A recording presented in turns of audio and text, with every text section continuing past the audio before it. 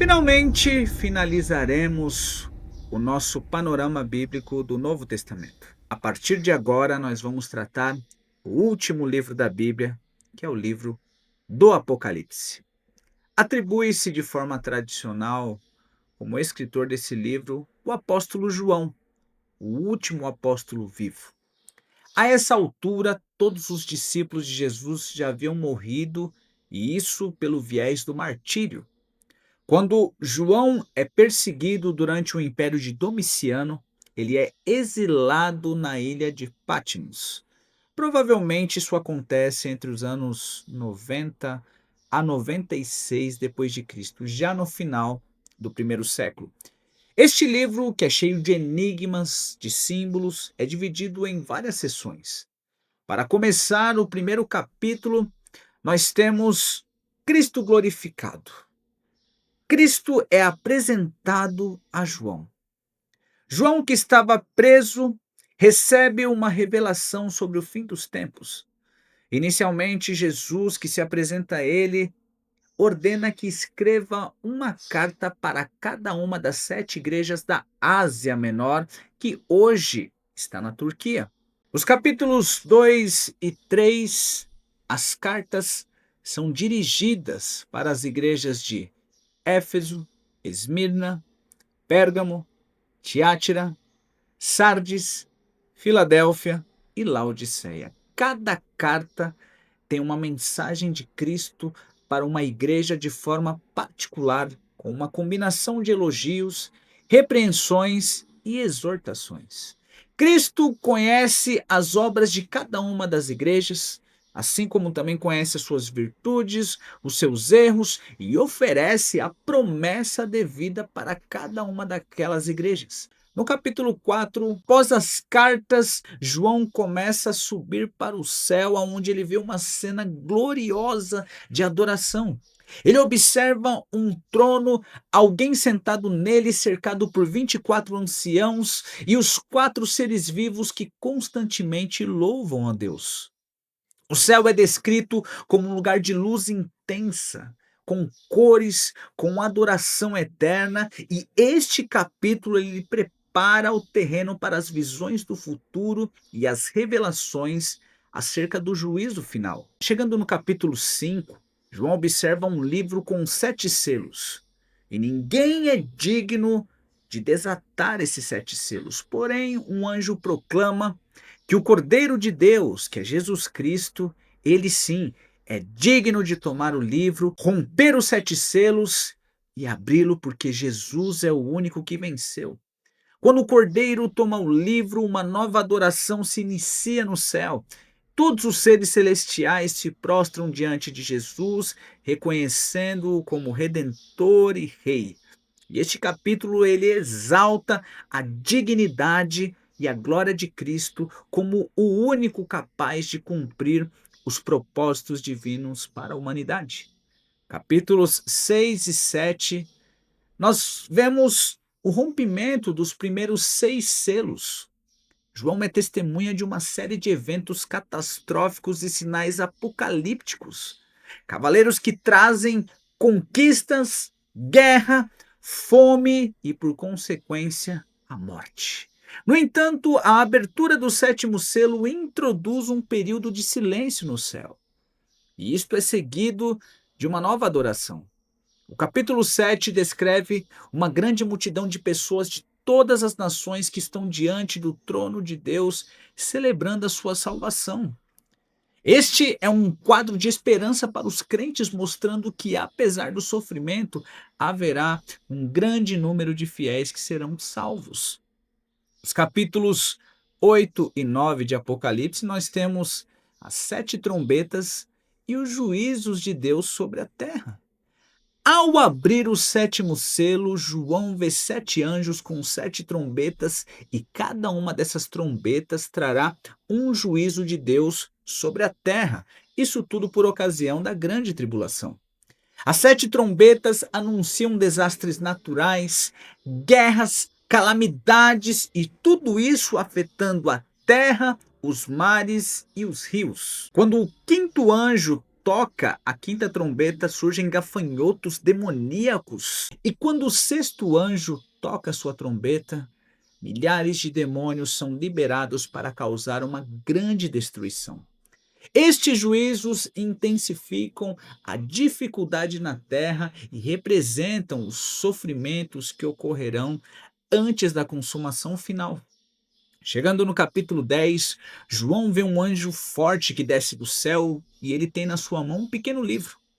O anjo pede que João coma esse livro, que é doce quando ele mastiga na boca, mas quando desce no estômago se torna amargo. E isso simboliza que a revelação de Deus, embora possa ser doce por sua promessa de vitória, traz amargura devido ao sofrimento e ao juízo que ainda está por vir. No capítulo 11, João vê duas testemunhas profetizando em Jerusalém durante um tempo de grande perseguição. Estas testemunhas são poderosas, mas são eventualmente mortas pelo anticristo. No entanto, elas são ressurretas e levadas ao céu após 3 dias. Chegando no capítulo 12, João tem uma visão simbólica de uma mulher que representa Israel, o povo de Deus, que é perseguido por um dragão, representado por Satanás. A mulher foge para o deserto, aonde Deus a protege, simbolizando o cuidado que Deus tem com o povo de Israel durante a grande tribulação. Lá no capítulo 13, João vê duas bestas, uma que sobe do mar, que representa o anticristo e os seus poderes mundanos, e a outra que sobe da terra, representando o falso profeta. No capítulo 14, temos a visão de 144 mil judeus selados. Estes estão com Cristo no Monte Sião, cantando um cântico novo. Estes judeus representam a pureza, a fidelidade de uma multidão que segue o Cordeiro e se converte 100% a ele. Capítulo 15, João enxerga 7 anjos com 7 taças contendo a ira de Deus. Essas taças são derramadas sobre a terra, trazendo calamidades e ainda mais desastres, guerras e mortes. As taças da ira representam a consumação do juízo de Deus contra o mal.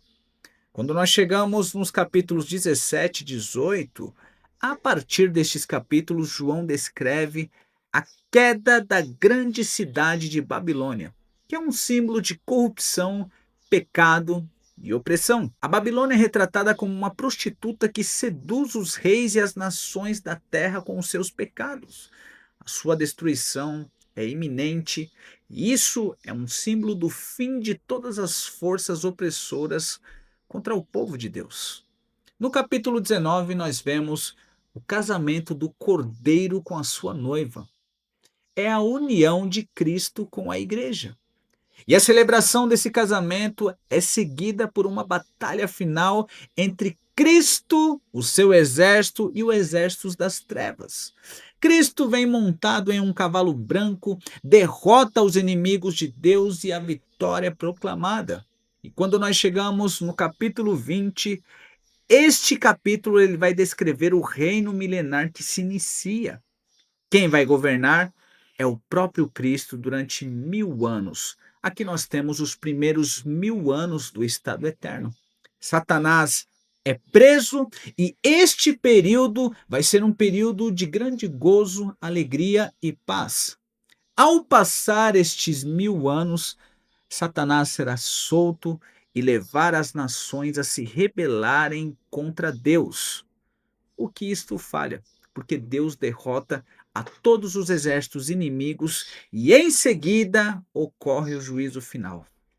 Todos os mortos são ressurretos, julgados conforme as suas obras e lançados no lago de fogo e enxofre. Chegando no capítulo 21, começa uma visão extraordinária da nova criação.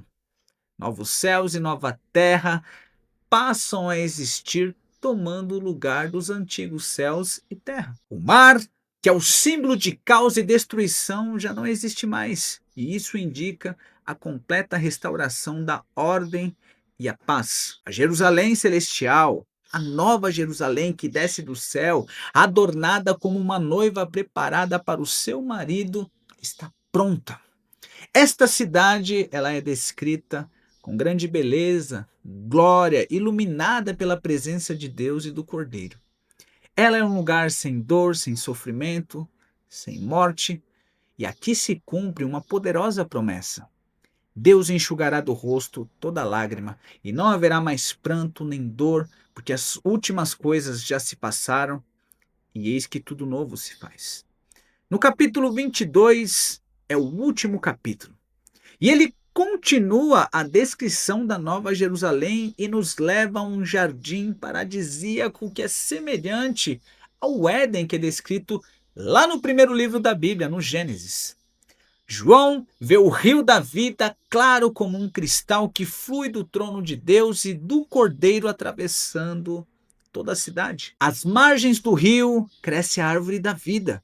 Ela produz 12 frutos, um para cada mês, cujas folhas não secam, não murcham e elas são utilizadas para a cura das nações. O capítulo enfatiza a presença de Deus que estará com os redimidos e a ausência de qualquer mal. Não haverá mais maldição e os servos reinarão para sempre com Deus. A cidade será iluminada por sua glória e os reis da terra trarão a sua honra para ela. Os versículos seguintes são uma série de exortações. O Senhor Jesus se declara como o Alfa e o Ômega, o princípio e o fim, e a origem e o fim de todas as coisas. Ele promete retornar em breve com promessas que é acompanhada de um convite para todos aqueles que ouvem a palavra de Deus e que beberem da água da vida. Para finalizar, João registra uma das frases mais poderosas e esperançosas. Ora vem, Senhor Jesus, Maranata.